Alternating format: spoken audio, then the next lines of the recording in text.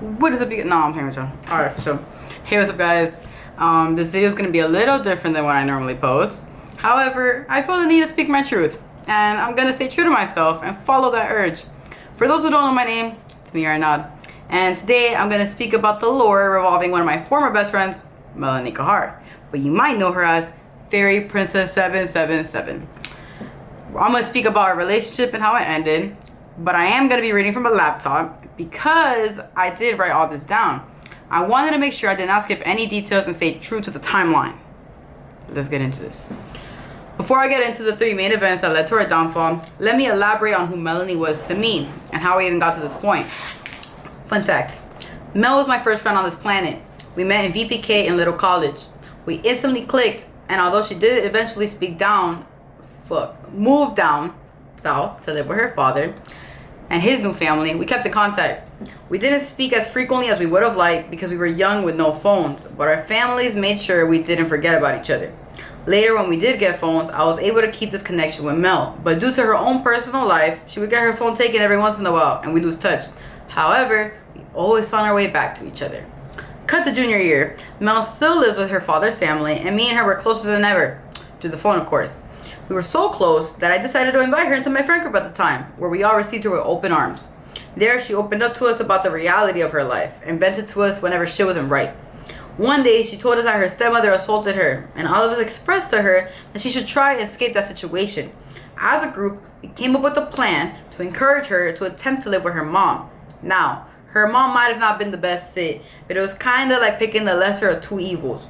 Omar and I explained to her that if she managed to get a transfer to our school, which was American Senior High, we'd be by her side. We didn't mean this at the time. However, closer to when the plan was actually taking place, Mel's true colors started peeking through. She made her problems everyone's issue and downplayed our lives because she was suffering from what I call main character syndrome. My friends and I were already dealing with so much shit in our personal lives that Mel's energy consumed us, and we decided to cut ties with her right when she transferred. Now, in senior year, I still did not speak to her, but we happened to have the same math class. I was never in school senior year, so I really rarely saw her. Towards the end of the year, I don't know who made the first move, I don't remember, but we did start being nice to each other again. We didn't have full conversation, more like, hey, or can I have a sheet of paper? But cordial nonetheless. When prom came, I was in a dark place and hated it being there. Therefore, I chilled in the bathroom for most of my prom experience. Turns out Mel was in a similar boat because we saw each other there. That's when we opened up and talked about how surreal it is that we met in VPK, and against all the odds, here we are at prom 14 years later. We decided right then and there to forget everything that's happened and to reconnect, and we did. Stronger than ever. That month of June after graduation was great, I'm not gonna lie. I saw Mel often. I'd pull up on her to smoke or vibe or whatever, and it felt like nothing had happened. Mel's birthday is June 28th, and a friend of hers at the time got a hotel for the weekend so we could all get lit for her 18th birthday. She invited me to go, and although I had tickets to see Cigarettes After Sex with my brother that same day, I sold the tickets so I could spend that weekend with her instead. At this hotel, one of my friends gave me shrooms, and my mind changed forever. Due to these trips I went through, the next week, after the telly, I was full-blown manic and going through a spiritual psychosis. At least that's what they call it. This week of mania led to me getting Baker acted July 4th of 2023. From there, my family sent me to a recovery center in West Palm Beach, where I stayed for the next 4 months. It is true what she posted about the situation. Mel was worried about me and was trying to figure out what happened. So were a lot of my friends. People thought I was in a coma or I OD'd, but few people didn't know where I was because of my mom. Mel did attempt to reach out to me through Instagram while I was gone. When I was finally able to respond, I couldn't listen to the audio message because I was on the computer in the center. But since I decided to film this video, I went back to our old DMs together and listened to this audio for the first time. Off script. I was about to play the audio for y'all right now to show you how genuinely Mel cared about me.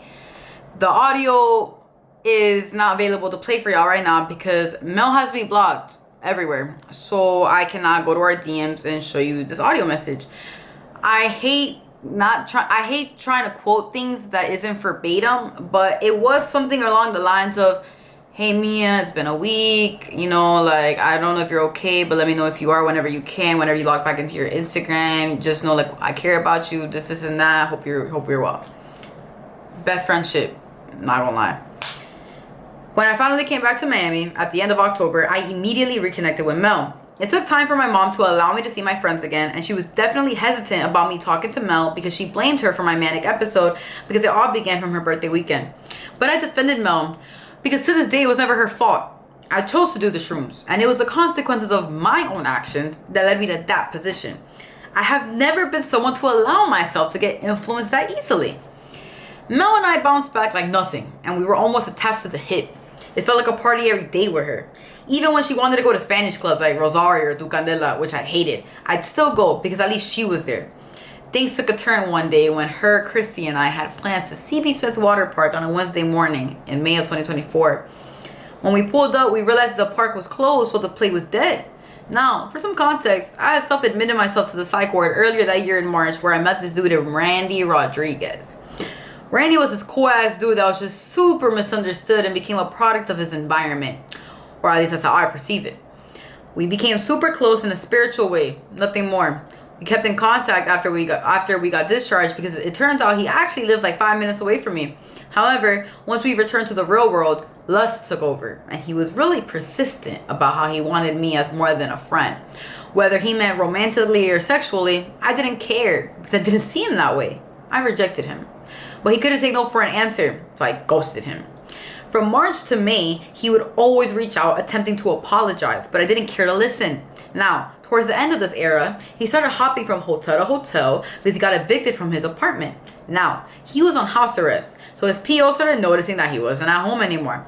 Keep this in mind. Now, back to the car with Mel and Christy. We were scrambling for a plane. Coincidentally, Randy had texted me that day saying, "Yo, I gotta tell you, man, me legs, we gotta pull, let me know if you're trying to slide." Felt perfect. So I told the girlies a little bit of the Randy lore. We all said, "Fuck it, let's slide." We get to the telly, and I get out the car first and say what's up to Randy. He apologized to me, and we're both happy to see each other. Then Mel gets out the car, and Randy is immediately goo gaga over her. He pulled me to the side and told me how beautiful he thought she was, and thanked me for bringing this goddess in front of him. I didn't think too much of it because Randy didn't look like Mel's typical type, and she was still hung up on her jit of an ex-boyfriend Andres, because we would literally pull up in front of Andres' crib just to see if he was at home from time to time. She even did that while her and Randy were dating, to be honest. I don't lie to y'all. To be honest. But hey, Mel also dated a dyke at one point, even though she's straight. Even though she used to call herself bisexual in early years. So maybe she really wasn't limited to just one type. Who knows? But once we got to the pool, you could already feel the pressure Randy was applying on Mel. Push and pee. But before I could even react, my mom called me and begged me to pick up my brother from school. I explained to her that I wasn't in my car and that I was with Mel. So I told Mel that she needed to take me home even though we had just gotten there. When Randy heard that we were about to leave, he offered to get me an Uber home. So Mel and Chrissy didn't have to leave. I checked in with them to make sure that's okay because remember, they just met this man. But they both said they were fine. And they're adults. So I took their word and went home. The next day, Mel calls me and tells me that she's with Randy again. Then she calls me the next day to tell me the same thing. Except this time, they had hooked up. I'm kind of shocked, but I don't really have too much of an opinion because that's their life. On the third day, they brought another telly. And Randy's PO called him and told him to meet them at the lobby while Mel waited for him in their room upstairs. Randy never came back. Because he had been violating his house arrest, they locked him up again. I can't speak for their relationship, but it must have been intense if Mel was one of Randy's first calls in jail and they decided to be exclusive after only have spent 3 days in person. Now, their whole relationship was bound to end from the jump. They never had a chance since the get-go. Let me explain. 1. Mel's father is a Christian pastor, and Mel made it apparent that if her and Randy were to get serious, he would need to cover and remove his neck and face tats. Why would you want him to change? To please your father? You're the one with him, not your dad. 2. Randy is a very jealous and possessive man, which are both qualities that one can improve on. However, Mel accepted him the way he is, and even though this later caused her to just lie to him constantly just to protect his feelings. 3. A great relationship is built on trust and honesty. Which is funny because Mel was never honest with him, therefore Randy never trusted her. Mel wouldn't lie about crazy stuff, but she did lie about A, who she was with. Example, if a man was around us and she'd lie and say it was only girls. Not always, but most of the time. B, where she would be. And C, she lied about letting this highly a scammer named Jex drop a stimulus check into her account, into her Chase account. And it's funny because Randy was onto her about this. After they dropped that check, Randy noticed that she was spending more money than usual, even though she was just broke. And when Randy confronted her about it, she lied and said she did some girl's hair and that's where the money came from. Randy was suspicious about Mel hitting a play on her account because he was aware that I had just done something similar with checks. So he believed that Mel tagged along, and he was right. Now, even though I knew it wouldn't last, they really did think they had a shot. And since they're adults and it's their relationship, I never really felt the need to say anything because ultimately it's none of my business. The best I could do is be a good friend and be by their side. Mel seemed fine for the most part, and she did seem happy most of the time. Besides a few fights they had, but who knows what they were about. Randy's court date kept getting pushed back over and over again. And this was taking a huge toll on Randy, which ultimately took a toll on Mel as well. Her whole life was consumed by Randy. Always on the phone with him, video calls multiple times a week, and always talking about him. But slowly this started eating away at her true character. Her truest boss bitch self. She became addicted to the toxicity, to the point where she used alcohol to cope with it. Which now leads to my side of the story, which are the 3 events that led to our breakup. The first instance occurred in October or November. I don't really remember specifically. I was hanging with my friends Steve and Stewie, and I had just popped an acid tab for the first time ever. They were trip sitting me. In the car, I checked my friends' locations, and I saw Mel was in downtown Miami. I FaceTimed with intentions of trying to meet up with her so we could all vibe together. When she picked up, she was incredibly drunk. But I thought it was normal because she's always drunk on the weekends. But what terrified me is that she was the one driving. Her brand new car, mind you, off the lot, my boy. Off the lot. She was in the car with 3 minors, 2 girls and a guy, and Lil Junior, which is some personality in date. If you know, you know. She's so intoxicated that her friend Allie was the only person I could have a coherent conversation with. Allie told us to meet them in Doral, so we booked it there. When we arrived to the pin location, Allie and this guy she was fucking with at the time met us outside and walked us into the pool area where the rest were chilling at. There we found Mel sleeping drunk as fuck. She woke up and could barely hold herself together, and that's when the security guard kicked us out. Then we were all like, well, what's the play? And Mel really wanted McDonald's, so we all meet there. Steve, Stewie, and I in Steve's car, and the rest in Mel's car. But since Mel was so drunk, she lets this 17-year-old named Emily drive her car. My friends and I told these kids that we were going to drive behind them to ensure they were all good, because they were all under the influence. I don't know if Emily was suicidal, drunk, or angry that Ali was with the dude she wanted, but she was driving Mel's car like she had 9 lives. Remember, Mel just got this car maybe a week or 2 prior to this date. The drive to McDonald's from the pool was 10 minutes. How did we lose her like twice? In the middle of the night, on empty streets. After McDonald's, we booked it to CityPlace Doral. Again, Emily was whipping that shit like she was in NASCAR, like it was cute or something. She drove so crazy that by the time we parked, we could smell the burning of the tires coming from Mel's car. Mel was blacked out eating McChicken the whole time this is happening. She's too drunk to care. Eventually, she kind of sobers up, and my friends and I talked to her and tried to figure out how she even got into this position in the first place. She's at a loss for words. This is embarrassing. God forbid we never showed up. Who knows what would have happened? When me and her were catching up, I reminded her that I was tripping on acid. And she said, you only do drugs to feel something. And I told her, and you drink alcohol to feel something.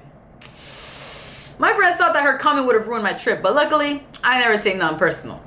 It was time to go, and when it was time to go, Steve drove Mel's car to Emily's house to drop her off, while Stewie and I drove Steve's car behind him because I was stern to Emily when we got there, which, by the way, I'm not a confrontational person. And I told her how irresponsible she was for driving someone's car like that, someone else's car. From there, Steve and Stewie went home, and I stayed with Mel, Allie, and Ali's side piece. Now, the next instance happened in November, for sure. Mel, Val, Chrissy, and I were having a Friendsgiving at Mel's grandma's crib because she was out of town. Mel picked me up, Val met us at the crib, and later we picked up Chrissy from work. Now, the original plan was just to have a sleepover. I was so convinced that was the plan that I was wearing pajamas and only brought my work uniform for the next day. After we all ate, Mel goes, guys, I want to go out tonight. I immediately go, girl, I don't have clothes, and I do not want to spend $20 to get into a club I'm not going to like. Because these girls only went to all Spanish clubs, and I need a little bit of English to enjoy my time, my boy. Mel immediately goes, I know a promoter and I got close to everybody. So we all say, fuck it and get ready. I told Mel, I'll go if you promise to take me to work tomorrow. I worked at the Payway in Pines at 4 p.m. the next day. Mel lived in Hialeah Gardens at the time. Remember this. She agrees and promises and gives me her word that I will be there for my shift. Mind you, this is my second week at this new job. Mel had only recently started working in an adult job. I wouldn't expect her to know how important work is to me because she really never needed to work a day in her life up until recently. And even then, she still had a lot of help from her family. Her dad helped her take that new car out the dealer. I have been working since I was 15. I'm working 2 jobs since 17. Well, 15 technically too, but let's just say 17. And I never had anything handed to me the way she was used to. But that's besides the point. Now, we all get ready and leave. And I close my eyes for the drive because I'm assuming we're going to be on the road for, 30, 40 minutes because we always went to Brickell or Wynwood or South Beach to go clubbing. Tell me why. After 20 minutes of my eyes being closed, she goes, we're here. I open my eyes and we're literally in the most rundown plaza on the edge of Miami Gardens. The same plaza where my dad buys his freaking beer every day. I'm literally 5 minutes away from my crib. We make it to La Santa, which, fun fact, is around Honey Hill Drive, so 199th Street and 57th Avenue. That's where the club is. I thought it would be Brickell, but nah, it's there. Anyways, never judged a book by its cover, right? Cat. Just let me get back. All right, whatever. So, Santa. So we make it to La Santa, where this promoter named Capo meets us outside. From there, we walk to the entrance where the security guards just let us in. No ID check, we just walked in. That's already a red flag, but whatever. We got walked to the section. I immediately clocked the strange demographic in this club. Everyone there are either middle-aged Hispanic men or super young Hispanic girls. A lot of them are minors too. Okay. As we're standing in the section, Mel, Christy, and Val are already filling the liquor that they drank to pregame. I'm sober because I don't really like drinking. It's not my typical vice of choice. They're vibing and I'm there, and then this dude next to me offers me some of his drink. I refuse and explain that I prefer other drinks, other festivities. He inquires about what I like, and he implies that he has a variety of drogas in his bag that I can choose from. I say fuck it and shoot my shot. I go, you got ecstasy? He says he does, and proceeds to pull out a honey packet. I laugh and turn around and tell Mel what just happened. I thought she laughed too, but she ends up asking this dude for the packet, and she drinks it right then and there. I do have a picture of this happening. However, I do want this video to be one take, unedited, and uncut. So if you do want to see this, I posted it on my spam account on Instagram, which is @MiasAfters. It's the post from November 25th, 2024, and it's the second slide. Anyways, we stay at this club till about 5 a.m. And once we all leave, there's this group of about 15 to 20 of us that are still trying to find a play. Mind you, I work later this day at 4 p.m. But I'm young in turn. So I expressed to Mel that I'm about staying up all night and day as long as I make it to my shift. I don't care how tired I am. I'm in for the ride. One of the dudes brings up this pool and country club where we can all drink and chill at. So we are right out there. Once we get to this pool, Christy, Val, and Mel are ridiculously drunk. Val is trying to process what's happening. Christy's all up on this Dominican dude, while Mel's drunk as fuck yapping about Randy to these men that are trying to pursue her. At this point, I'm drinking Coronas for the vibes, but I'm stupid sober smoking cigarettes with these grown men. Out of nowhere, Christy and Mel disappear. Then Val comes to me crying, and I'm confused because what could have possibly happened between then and now? Turns out, Mel and Christy escaped to the bathroom next to the pool, and were taking turns eating each other out. Val is crying about this for some reason, and I try to calm her down and explain that they're both adults, and if they felt the urge to do that, they should feel free to do so regardless if they have Randy or Henny at home, because at the end of the day, it is what it is. Once they come back from the bathroom, Christy immediately starts being all up on the Dominican man from earlier. While this is happening, I'm talking to Capo and his Venezuelan Colombian friend, and he explains to me that he has an apartment in Alapata where we can chill at, but he doesn't want certain people at the pool there. So, if I can communicate with the people that are invited to discreetly exit the area and start heading into our own cars, area and book it to Alapata, we can continue the party there. I do as I was told, and we are all slowly starting to head back to our own cars. The problem is that the owner of the apartment did not want the Dominican man to slide, but Christy was super persistent on the fact that she wanted him there, to the point where she brought him into Mel's car and she sat on him, making it awkward to kick him out. Gapo's also in Mel's car, and he isn't fucking with this because he's trying to respect the apartment owner's wishes. On top of this, instead of leaving without saying anything, like she was told to do, Mel's drunk ass, again in the driver's seat, calls the attention of this couple that was leaving the pool that weren't invited and proceeds to ask for a sip from the girl's beer. This causes a blow up between her and Capo because the couple is now curious about where we're going and Mel's practically inviting them. A whole scene starts in the parking lot for about 20 minutes, but eventually we all get it moving and meet up at the apartment. The Dominican man is still with Christy and us, by the way. We go upstairs and everyone is drinking even more. It's about 11 a.m. at this point. I told myself, I'll let Mel vibe until 2:30, but from there we'd have to head back to her grandma's house in Hialeah Gardens to pick up my uniform, and from there we'd have to book it at Pines. About an hour into being there, Randy is already calling Mel. She decides to lie and say we're at a baby shower. Random, I know, but she ran with it. She stays on the phone with him for about 20 minutes, and then continues on with her date. Everyone's having a good time until Henny, who's Chrissy's boyfriend, starts blowing up her phone and threatening to pull up. Around this time, we also noticed that Mel went missing, and so did two guys. And we noticed the bedroom door is locked. Now, I know this sounds bad. And it looked bad too, which is why me and some other people started banging on the door to figure out what the fuck was happening. Turns out Mel needed to use the bathroom, which was in the room, and she was wearing a bodysuit. So when she was done using the bathroom, she was too drunk to pull the clothes over the top half of her body. So she was walking around half naked. That's when the two guys saw her, went to the room to help her get dressed, and locked the room so no one else would have seen her embarrass herself like that. It's now 2:30, and I try to get everyone moving, but Mel is too drunk to comprehend that I have a shift in less than 2 hours. After about 30 minutes of trying to get Mel off the bed, we eventually make progress and get to the elevator where only Mel, Chrissy, Val, and I go downstairs to Mel's car. At this point, she refuses to let anyone drive, even though she is blacked out at this point. I know she's blacked out because the day after this incident, she texted me twice, not once, twice, to apologize for everything that was I'm about to explain, because she only really knew what happened after other people caught her up. She starts to drive and she's driving, well, drunk and reckless. Now, as bad as it sounds, this isn't the first time she does this. But this time is different. She really is driving carelessly, putting all our lives in danger. At a certain point, we all speak up.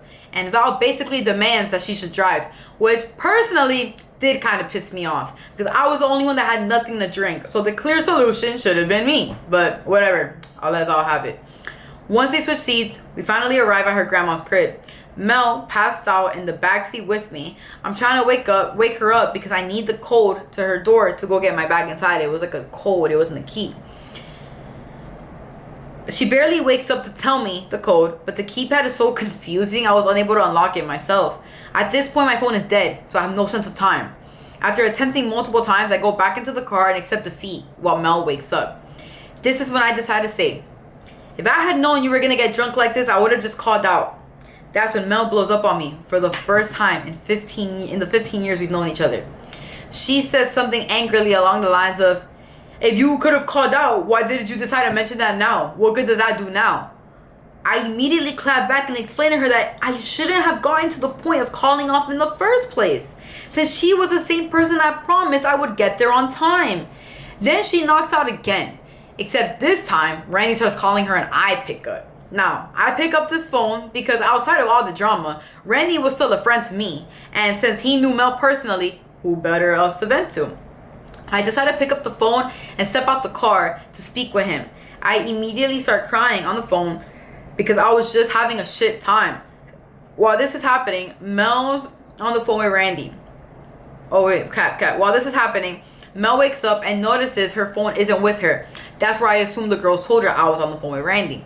That's when she gets out the car to get her phone back and calls me dramatic for crying. Once she's out, she unlocks the door and we all head inside. As soon as I found an outlet, I put my phone to charge and I just waited to see the phone turn on, sitting crisscross applesauce on the floor away from the girls on the couch. The phone turns on and all I can see is that it's 4 p.m. on the dot. I have officially missed my shift. At this point, Mel had said she would get me an Uber to work, but she never did.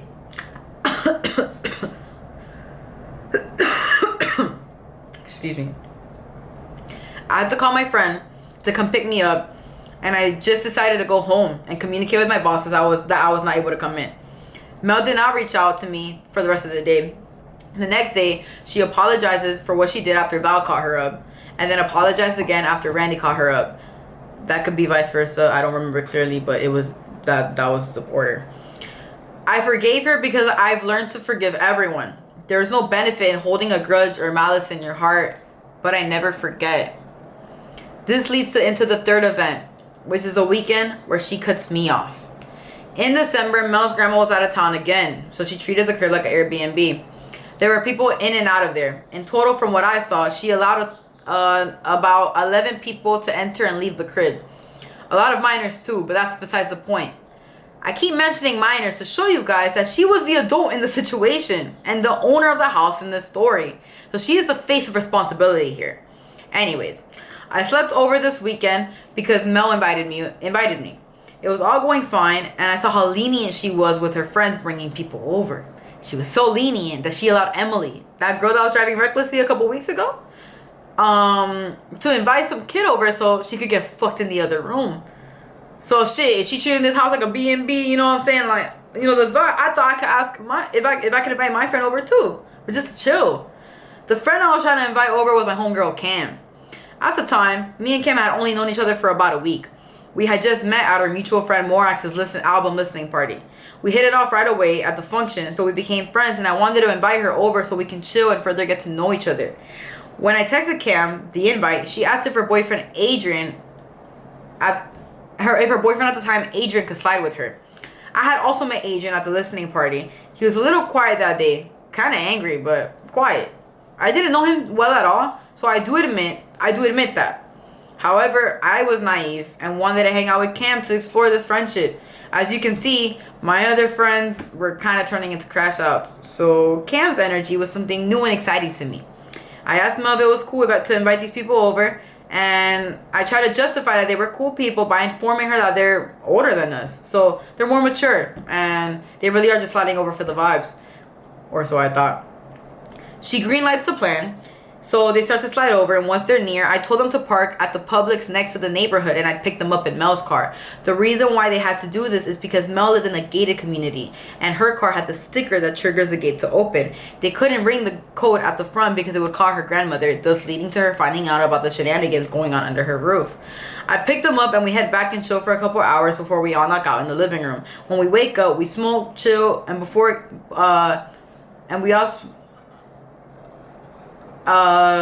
chill, and Cam tells me that she has to go do something later, but she asks if they could slide back later, which I told her I'll check it with Mel, but most likely. Eventually they do come back, and we all hang out for a bit until Mel pulls me into her room and expresses to me that she doesn't feel comfortable with having Adrian there because he was talking about Mel in a sexual manner openly in the living room, where this dude named Mikey was also that was also there, reported back to Mel. I totally understand where she's coming from, so I go back to the living room and I let Cam know that Mel would appreciate if they left. I then grab a pair of keys that I found and hop in Mel's car, getting ready to drop them off into the Publix Plaza. Cam hops in the passenger while Adrian sits in the back. As I'm trying to turn on the car, the steering wheel locks and the car won't start, so I start freaking out. All of us are trying to figure it out. But it was in this moment where Adrian saw a moment of opportunity. He saw an unattended Gucci wallet on the floor and found about $200 cash and decided it would be the wisest decision to pocket the money. After he does this, his attitude changes, and all of a sudden, he decides to tell Cam that they can just walk to the car. The walk isn't that far anyway. Since they both agreed, I walked them to the gate, and from there, they left. I sleep over again, and the next morning, Mel tells everyone that she wants to go to the beach, and we were all with it. She wanted to see the elephants that were at the beach during Art Basel.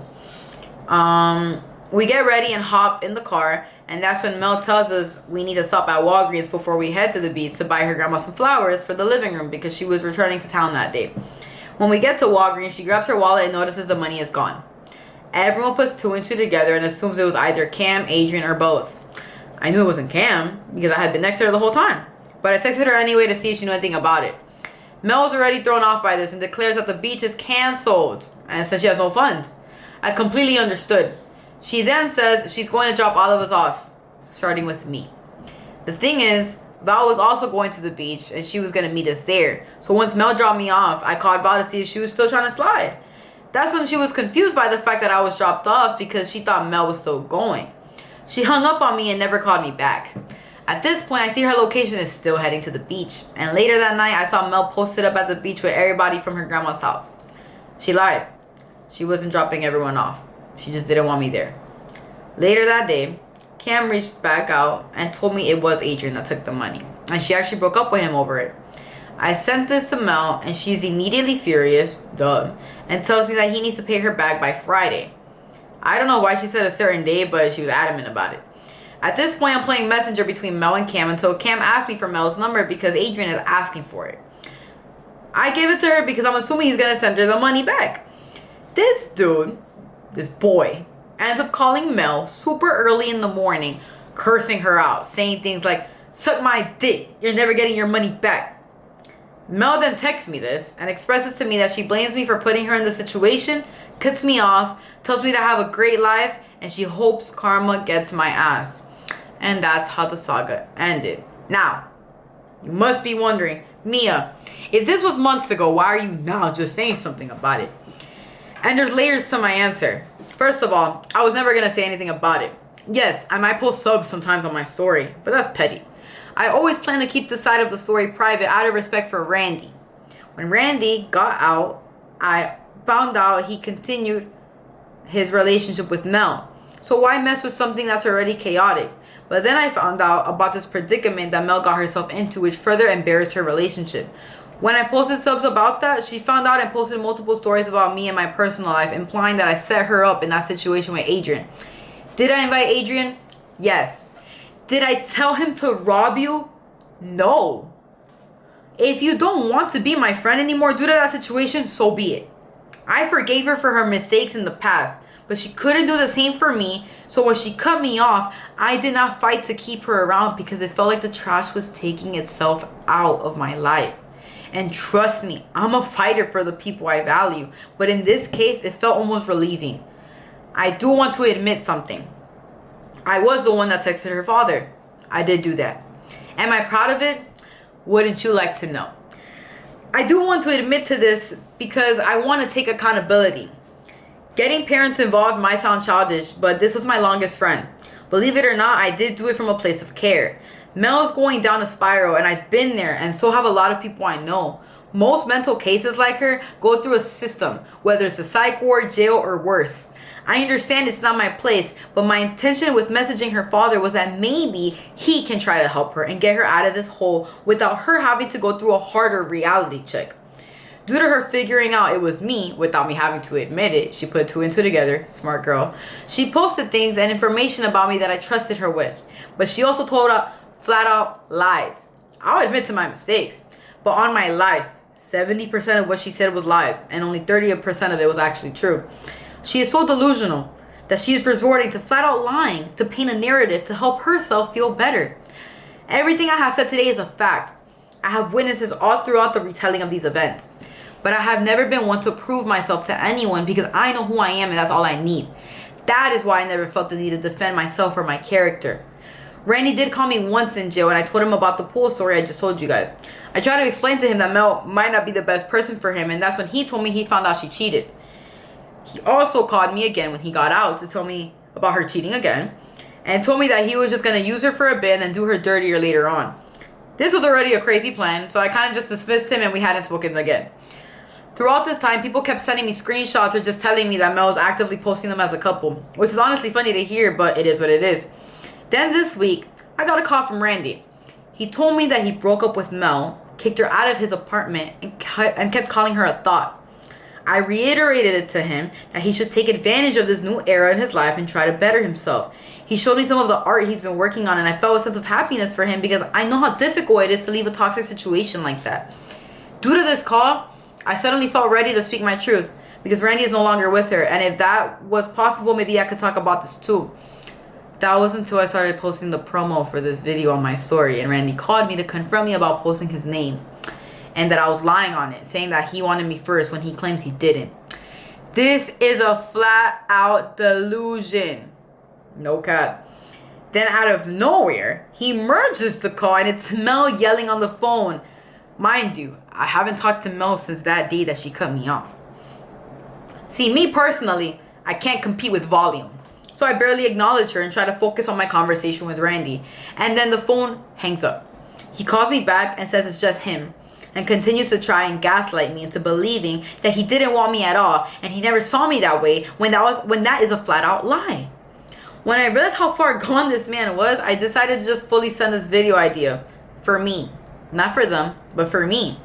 If they can talk about it, why can't I? Just because it's a little delayed? Mel claims she prays for me.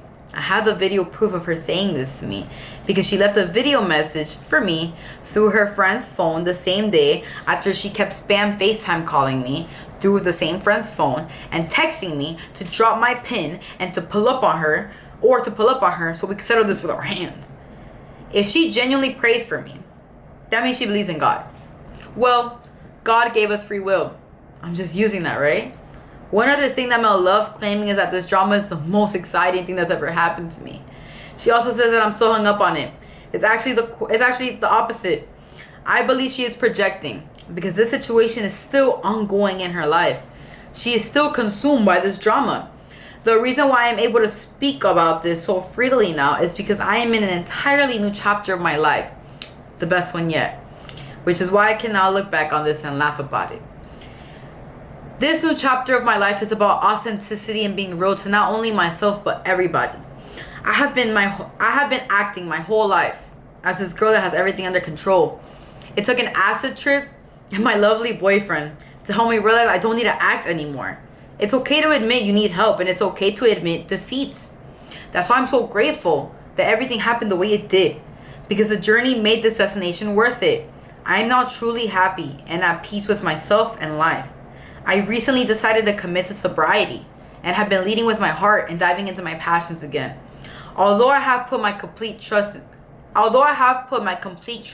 in God's plan for me and my future, I'm not at the end destination quite yet.